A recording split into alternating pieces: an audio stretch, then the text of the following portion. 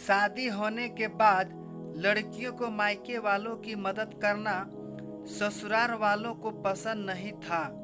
शादी होने के बाद लड़की को ससुराल वाले और मायके दोनों परिवार का और जिम्मेदारी का विचार करना पड़ता है। सोनल का रिश्ता तय हुआ और घर की बड़ी बेटी होने के कारण वे अच्छी पढ़ाई करके नौकरी कर रही थी। घर में वही सबसे बड़ी होने के कारण मायके की जिम्मेदारी भी उसकी थी। भाई था उसका, लेकिन काफ़ी छोटा था। अभी उसके माँ बाप के लिए इतने बच्चों की पढ़ाई और घर चलाना आसान नहीं था। उसके पिताजी प्राइवेट जॉब करते थे और माँ भी घरों के काम करके पिताजी को हो सके उतने काम करके अपने घर की मदद करती थी। सोनल की शादी तय करने का वक्त आया तभी उसके दो बहन और भाई पढ़ाई कर रहे थे। उसकी शादी नीलेश के साथ तय हुई तभी उसने बताया था कि शादी होने के बाद भी मुझे मायके की थोड़ी मदद करनी पड़ेगी। छोटे भाइयों की पढ़ाई होना अभी बाकी है और पिताजी भी बहुत बीमार रहते हैं। उनका भी हॉस्पिटल और दवाई का खर्च करना इतना आसान बात नहीं थी। सोनल थी तब तक माँ पिताजी को टेंशन नहीं था, वह मन से करती थी। सब कुछ उसे पता था हालातों के बारे में। उसके भाई बहन अपने पैरों पर खड़े हो और उनकी पढ़ाई भी हो जाए तो सारी समस्याएं घर पर मुझे भी मदद करनी चाहिए, इसलिए वह जिम्मेदारी निभा रही थी। सोनल ने शादी के पहले ही नीलेश और उसे परिवार के लोगों के यह बात बता दी थी कि क्लियर कर दी थी। तभी ससुराल वालों ने बोला कि हमें कोई एतराज़ नहीं है, तुम नौकरी करती हो और उसे तुम अपने मायके वालों की मदद कर सकती हो। नीलेश ने तो बोला कि सोनल, मैं भी तुम्हारे साथ हूँ, तुम नौकरी करके मायके वालों की मदद कर सकती हो, मेरी तरफ से भी कोई एतराज़ नहीं है। कभी लगे तो मैं भी तुम्हारे मायके को और मायके वालों की मदद करूँगा, यह मेरा भी तो कर्तव्य है। हमारे दोनों फैमिली शादी के बाद मेरे लिए समान होंगे, ऐसे में दोनों परिवार की जिम्मेदारी निभाना मेरी भी होगी, तुम टेंशन मत लो। नीलेश के ये बातें सुनकर बहुत अच्छा लगे। मेरे होने वाले पति की सोच कितनी अच्छी है, कितना सोचते हैं मेरे मायके के लोगों के लिए। वह भावुक हो गई उनके विचार सुनकर। थोड़े दिन बाद उनकी सगाई हो गई। सोनल के मायके वालों ने सोनल की शादी सभी की उपस्थिति में की। हमारी बेटी को इतना अच्छा जीवन साथी मिला है, यह देखकर सोनल के पिताजी खुश हो गए। सोनल ने शादी के पहले ही घर वालों को नीलेश के विचार बता दिए थे। उस वजह से घर वालों को लगता था कि सोनल नीलेश के साथ सुखी संसार बसा सकती है। उसे ससुराल वालों भी अच्छे हैं। शादी होने के बाद सोनल के घर और नौकरी की जिम्मेदारी अच्छे से निभा रही थी। इतने ही नहीं, नीलेश के आने जाने वाले मेहमान का भी आदर सम्मान अच्छे से करती थी। हर एक जिम्मेदारी वो अच्छे से निभा रही थी। ससुराल और मायके दोनों फैमिली को वह एक समान ही मानती थी। ससुराल के लोगों को तो उसने अपना बना लिया था। सब अच्छा चल रहा था, पर नया नया ही सब अच्छा था। बाद में उनका असली रूप नीलेश और उसके घर वालों का स्वभाव सोनल के सामने आया। वह कहावत है ना, हाथों के दांत खाने के अलग होते हैं और दिखाने के अलग होते हैं, ऐसे ही लोग थे। वह सोनल ससुराल वालों को भी पैसे देती थी, बचत भी करती थी, खर्च भी करती थी। उसे भी समझता था अपना ही घर है। यह उसे सभी बातों की और जिम्मेदारियों का एहसास था, इसलिए खुद पर पैसे खर्च नहीं करती थी। ससुराल वालों और दुख का सब करके वह थोड़ी मदद करते भाई के लिए करती थी।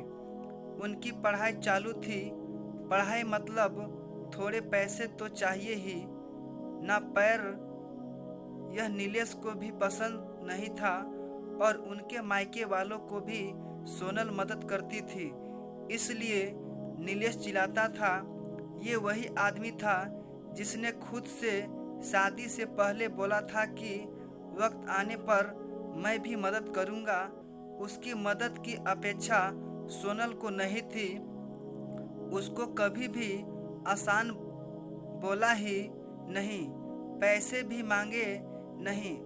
उल्टा उसके ससुराल वालों बोलते थे। तभी सोनल की माँ ने बोली, सोनल तुम्हारी भी घर है, तुम्हारे पास से जो पैसे मांगेंगे अच्छा नहीं लगता। पर परिस्थिति ही ऐसी हो गई है कि उसकी माँ को बहुत बुरा लगता था। उसकी 2 नंबर की बहनें पार्ट टाइम जॉब करने की शुरुआत की, इसलिए अब उसका अपने मायके वालों को पैसे देना सास को बिल्कुल पसंद नहीं था। कई दिनों बाद सोनल के पिताजी उनको छोड़कर चले गए। तभी वह हमारी हर नहीं मैसेज करती थी। सोनल मायके वालों की मदद अभी भी करती है। यह सब पता चला तब नीलेश ने उसे बहुत डांटा। सास ससुर ने भी डांट लगाई। तब सोनल शांत ना रह पाई। वह भी पढ़ी हुई, उसकी हुई मदद। यह सब देखकर हमने सोनल के साथ अच्छा बर्ताव नहीं किया। उसे उसकी सास को पछतावा होने लगा। नीलेश को भी बहुत बुरा लगा। दोनों ने सोनल से माफ़ी मांगी, क्योंकि उनको भी समझ में आया कि शादी होने के बाद भी लड़की की मायके की जिम्मेदारी कर्तव्य भुलाना नहीं जाता। वह खुद के पैर पर खड़ी होगी, नौकरी कर रही है और मायके की परिस्थिति अच्छी नहीं होगी। मायके में भी कभी कभी मदद की ज़रूरत होती है तो मदद देने चाहिए। ऐसे वक्त लड़की ने मदद की, यह कर्तव्य होता है। उसके लिए दोनों परिवार समान होते हैं। इन सब में सिर्फ उसको ससुर वालों को समझ के उसका साथ देना चाहिए, यही उसकी अपेक्षा रहती है। शादी हो गई इसलिए मायके उसके लिए महत्व का नहीं, ऐसा भी नहीं है। लड़की के ससुराल के प्रति जिम्मेदारी होती है, वैसे ही मायके की जिम्मेदारी भी होती है। और नौकरी करने वाली लड़की थी, नीलेश से ज़्यादा कमाने वाली। दोनों परिवार की आर्थिक समस्या वह संभालती थी। उस दिन उसे भी उनको बोला हुआ बात का गुस्सा आया। सोनल बोली, अगर लड़की ने ससुराल की मदद की तो चलेगा और मायके की मदद की वह क्यों नहीं चलता? ऐसा क्यों मेरे मायके वाले हमें मदद मत करें ऐसा बोलते हैं? क्योंकि वह मेरे घर का विचार करते हैं। मैं मदद करती हूँ मेरे फैमिली के लिए और मेरे भाइयों के लिए। मेरी जिम्मेदारी है और मैं निभा रही हूँ। इसमें क्या गलत कर रही हूँ? भला जिस माता पिता ने मुझे इतना कष्ट करके पढ़ाया और बड़ा किया, आज मैं उनकी वजह से ही इतनी बड़ी पोस्ट पर हूँ, अच्छा खासा कमा रही हूँ। तो मायके में ज़रूरत होने पर थोड़े दिन में आर्थिक मदद कर दी तो क्या हुआ? और हाँ, मैं आप सभी को भी मदद करती हूँ। हमारी घर गृहस्थी और भविष्य इसका विचार करके बचत भी जमा करती रहती हूँ। यह सब बातें सोनल की ससुराल वालों ने उसके ससुराल वालों ने उसे कुछ भी नहीं बोल पाया। कुछ दिन बाद सोनल की सास बहुत बीमार हुई। उनकी बेटी को पैसे चाहिए थे तो खुद से आधे पैसे भरने के लिए तैयार हुई। तब सोनल बोली, दीदी हम दोनों हैं ना, नीलेश और मैं देखता हूँ, आप पैसों का चिंता मत करो।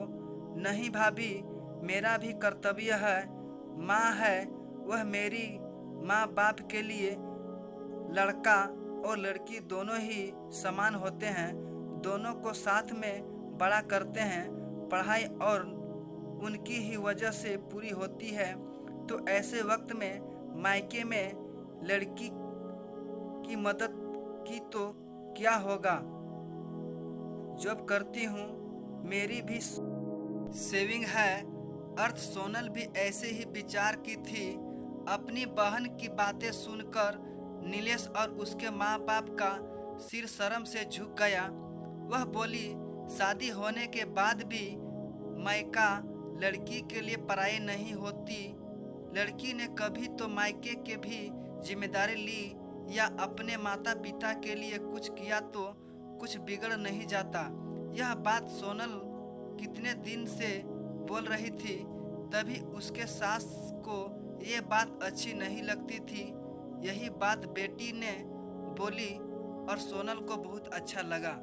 ये कहानी आपको कैसा लगा हमें कमेंट बॉक्स में ज़रूर बताएं और इसी तरह के नए नए कहानी वीडियो देखने के लिए प्लीज़ इस चैनल को सब्सक्राइब कर लें ताकि अगले वीडियो का नोटिफिकेशन आप तक पहुंच सके।